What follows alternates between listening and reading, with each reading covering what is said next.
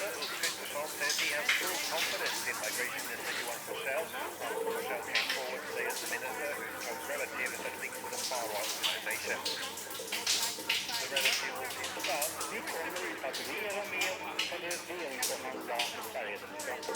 I even arrive at the Oval Office, I will have the disastrous war between Russia and Ukraine settled. 18-årig man frias till 7 våldtäkter mot 30-åriga fortsatt och en ansågs vara mogen.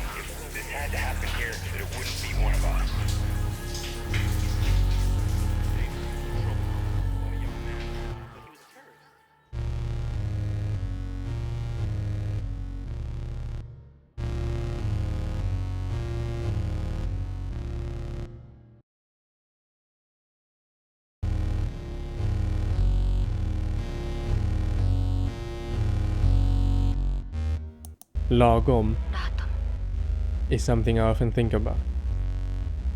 The word represents perfect balance. Not too much, not too little. Just enough, just right. A Swedish word, a sort of Swedish pride if you may, alongside jantelagen. Ironically, the class difference still persists despite the philosophy. Swedish society is not exempt from reality. The natural order of societal hierarchy and human nature. Tax cuts for renovations while the country starves. I'll just summarize. Massive cuts for home renovations. The state can actually cut your contractor's bill in half. From May 12th, 2025, the Swedish Parliament has changed the deduction from 20% to a full 50%. This applies to renovations, remodels, and extensions, but is temporary.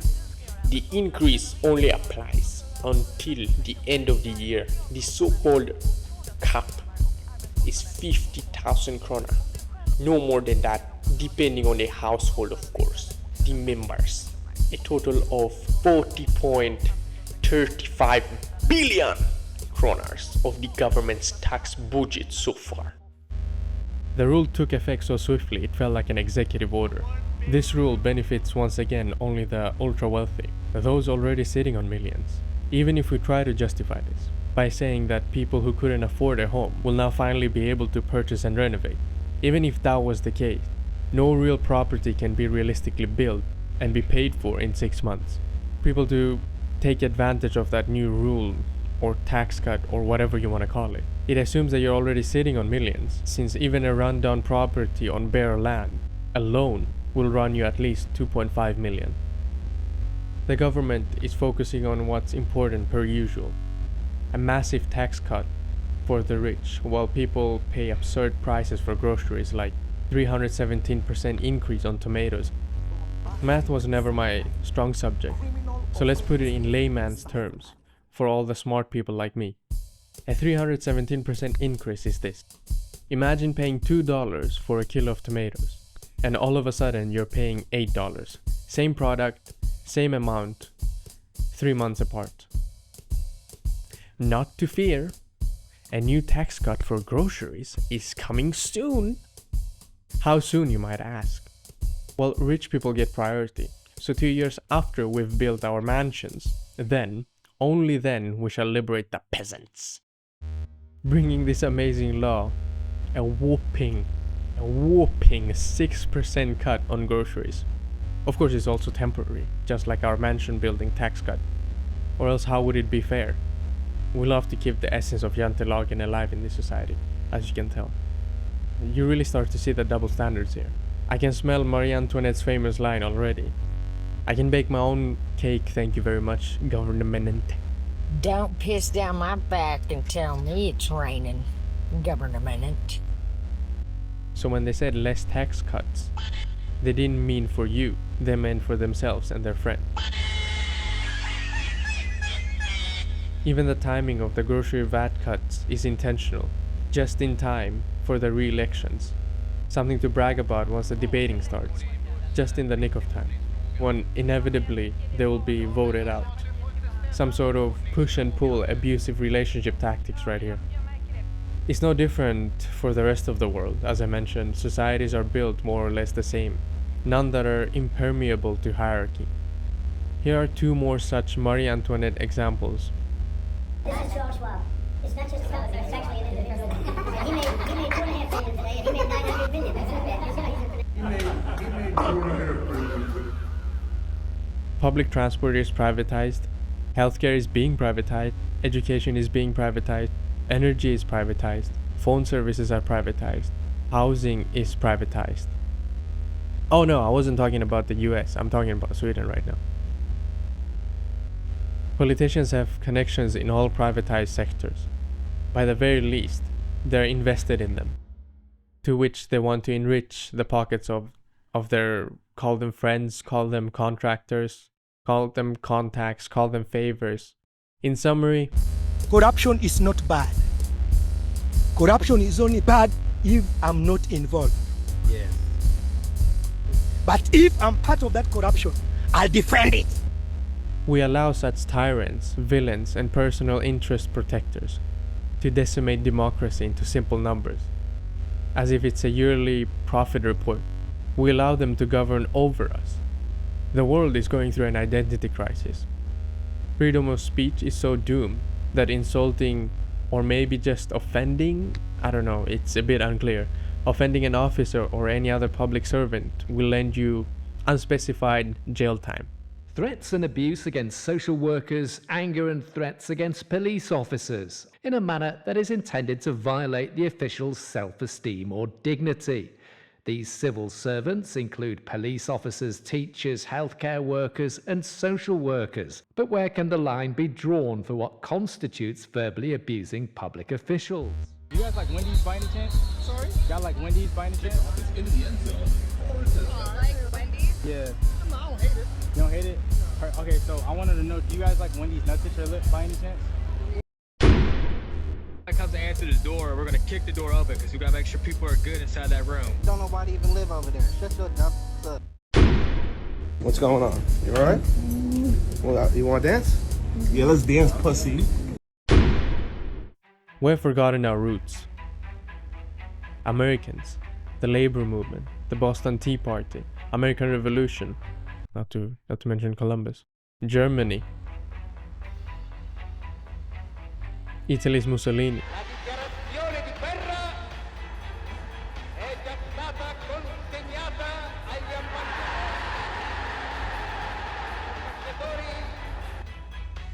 Sweden, the Great Immigration.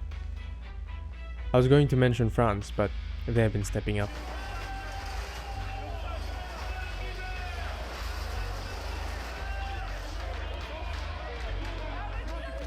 Pas là pour mourir au travail, on est là pour profiter de la vie aussi un jour. Je suis venu parce que je suis contre cette réforme et là carrément je suis contre le fait que la démocratie ne peut plus rien dire.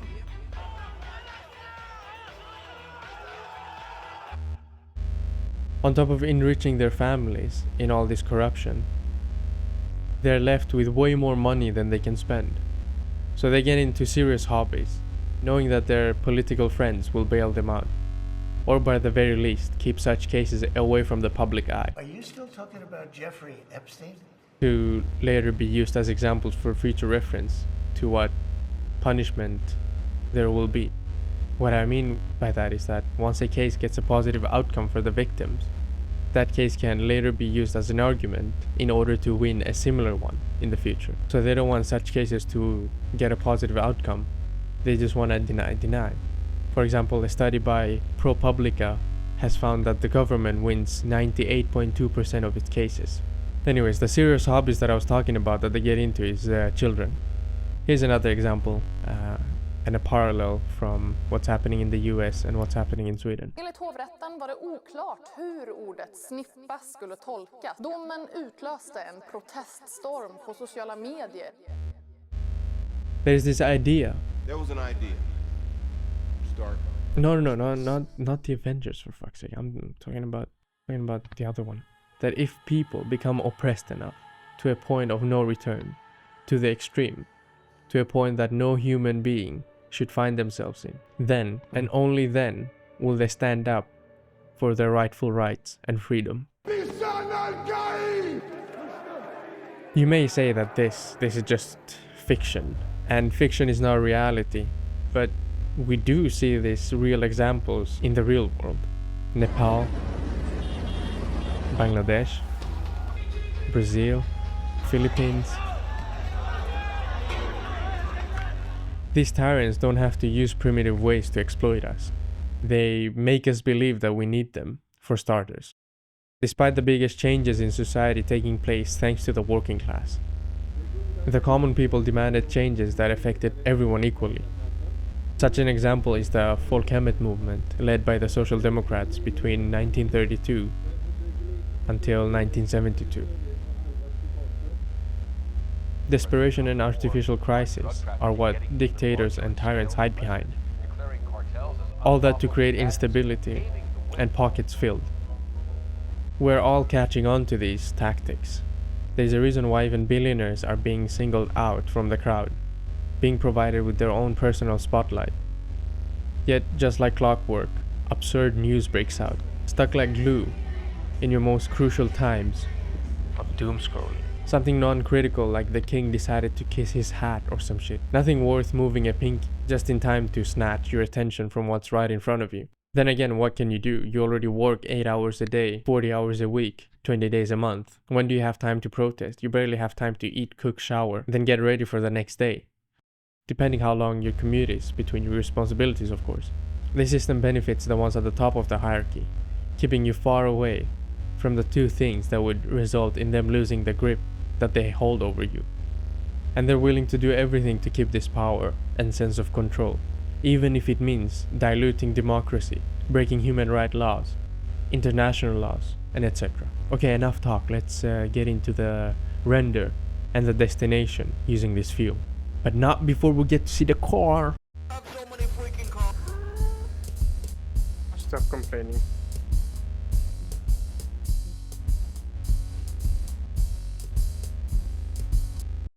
The destination.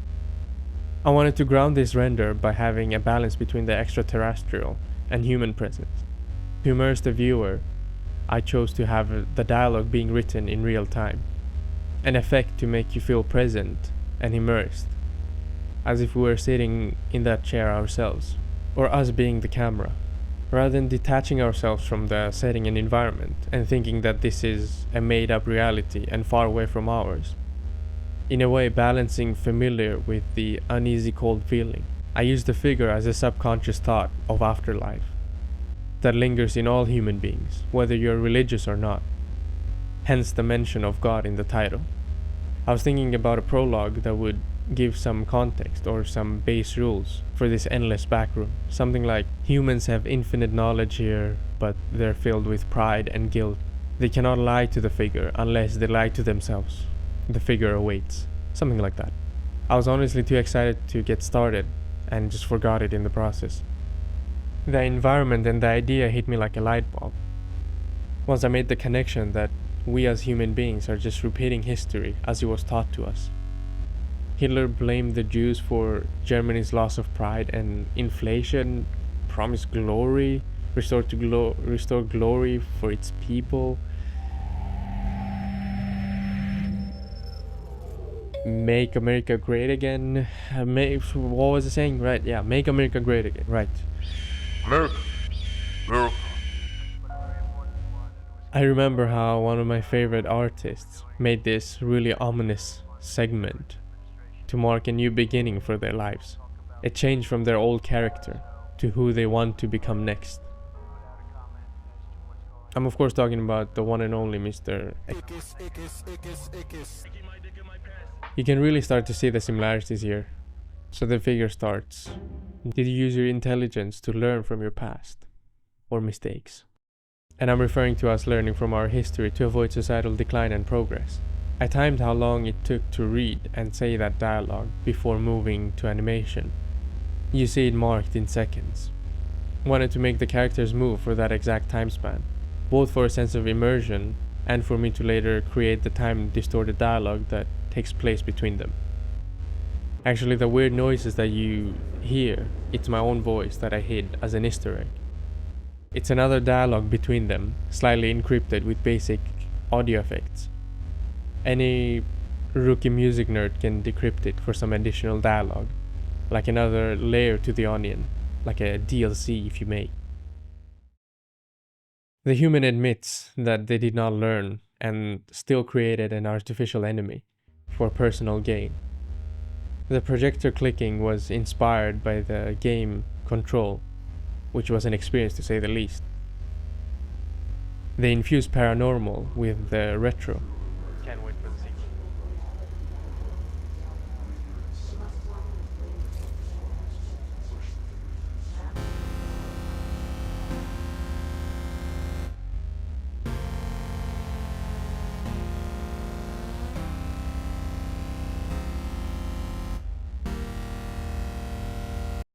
Netanyahu's face was a bit too ugly to be included here, by the way. Same goes for the figure looking so dysmorphed. Once again, I forgot to add the projector clicking effect, and I'm regretting it deeply now. I also regret not adding that prologue. It would have explained why the human, or rather the politician, is admitting to his crimes. The figure is enraged. I allow the figure to show its anger towards it all. In a way, it shows my own anger in all of this. All of these tyrants have one thing in common. They hate bad PR. It's so bad in Sweden that when a human rights violation happens, it first must receive countrywide attention. Only then, that person gets granted their rights. Human rights apply to everyone that's human. Has nothing to do with nationality. Human rights violations are not a new phenomenon. We all know that it's happening. It's just so far away from our homes that we don't get affected by it. But until you put a face to it, like the CIA whistleblower, then things start to sound real and not just a page off of WikiLeaks. Imagine your own country and government punishing you for exposing an illegal torture program you have at work. Just wild. The lengths that politicians and bureaucrats are willing to go for deniability. Bad PR. That's how far things need to be taken for exploiters to act upon written laws. We're forced to fend for ourselves. This whole privatization and secrecy and power-tripping world is forcing us to become our own lawyers. Call it a problem with your boss, call it a problem with your doctors, public servants. The law isn't enough to protect us.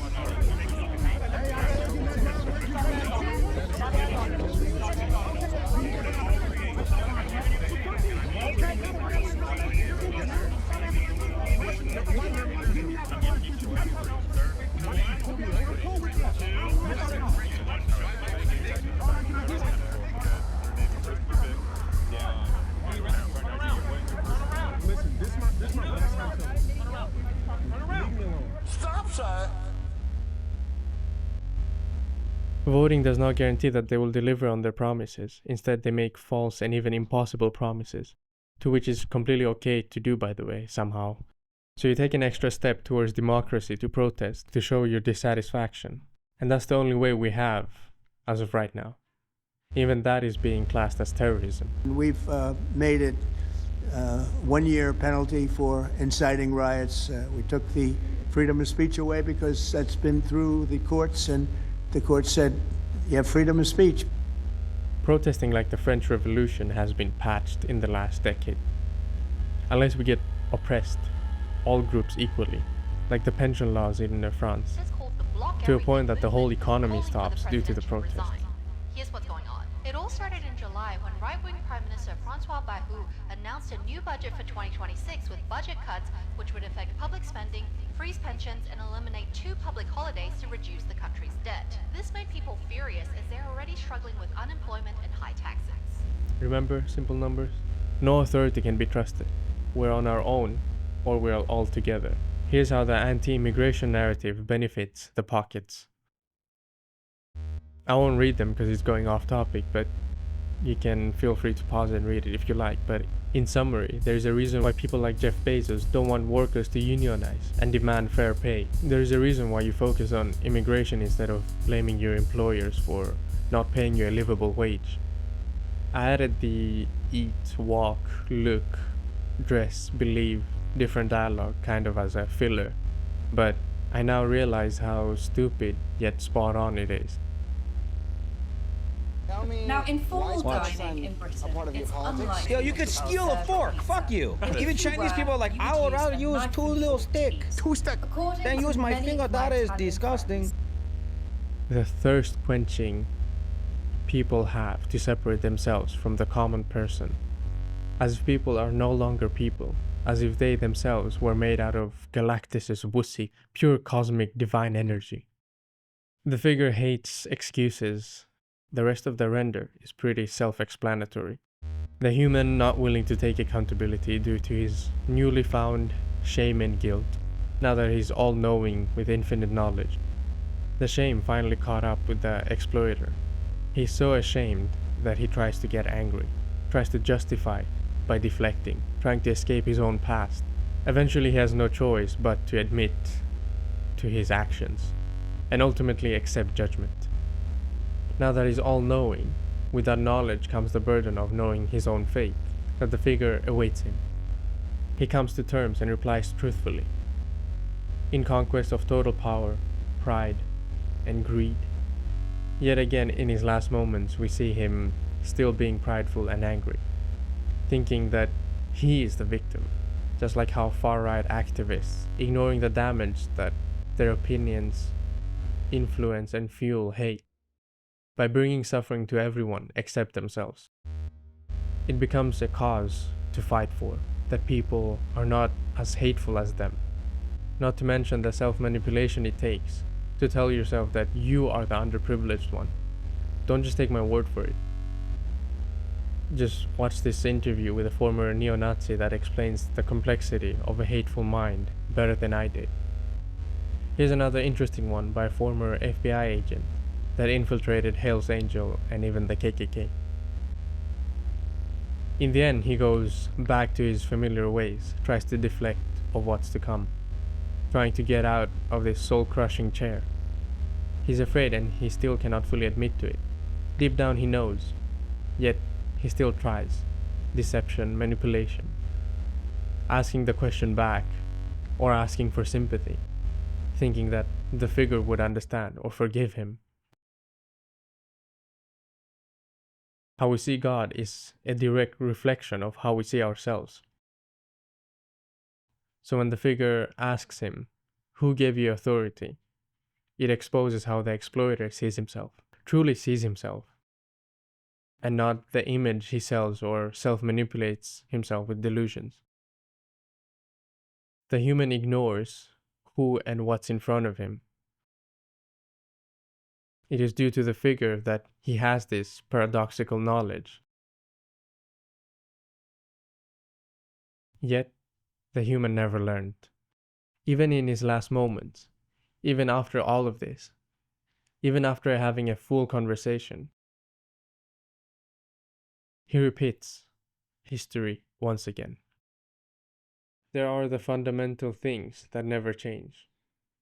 Details change, but humans remain the same primitive creatures, unable to break free from the lessons of our own history.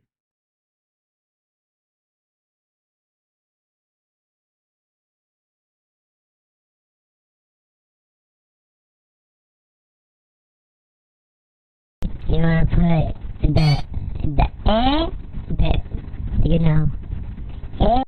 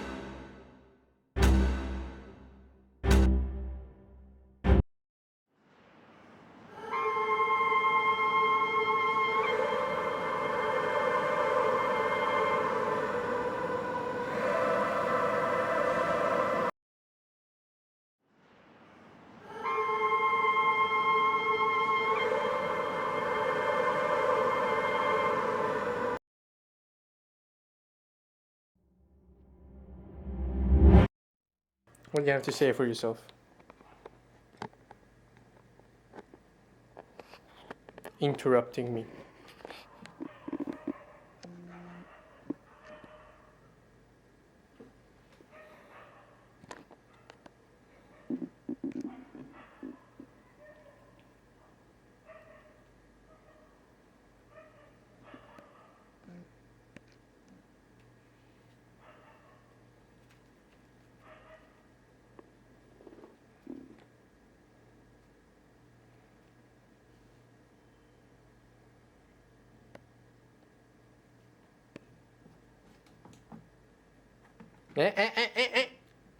Not the mouse pad. Not the mouse pad. Not the mouse pad.